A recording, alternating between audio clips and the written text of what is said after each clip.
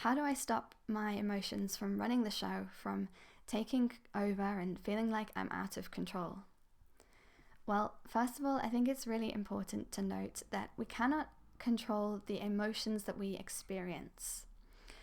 So if I asked you to never feel scared again, to just remove that emotion from your emotional language, from all of your experiences, could you do it? And the answer is probably no, right? Emotions are a biological state. They're as a result of things that happen in the brain and the body. So it's beneath our level of rational control.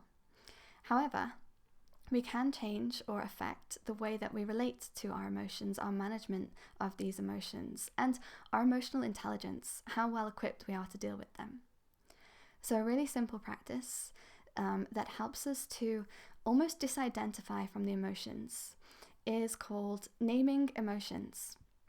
So what this means is when you're going through an emotional response to something, I could feel very angry or I could feel very upset.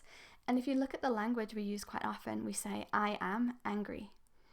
Now, if we can change that a little bit, the difference would be, I feel angry. And so in that moment where you feel this anger, you can simply notice and label that emotion. Sometimes I personally like to use a mantra, so 3 times, anger, anger, anger. Or perhaps you just like to say to yourself, I'm feeling angry. It's about recognizing the emotion and giving it a name. And this actually has been proven to help create a bit of distance from being stuck in that emotion, from the emotion taking over and you feeling fully like you are that emotion, to creating a little bit of distance for you to be able to see that there is anger rising in you. And then you have that distance, which helps to respond in a different way, or it helps to give space so that you can choose to respond in a different way. Usually we kind of have the emotion and then a reaction. There's no thought or choice in between it. There's no distance. But once you start to name your emotions, first of all, you get better at recognizing your experience. Emotional intelligence improves.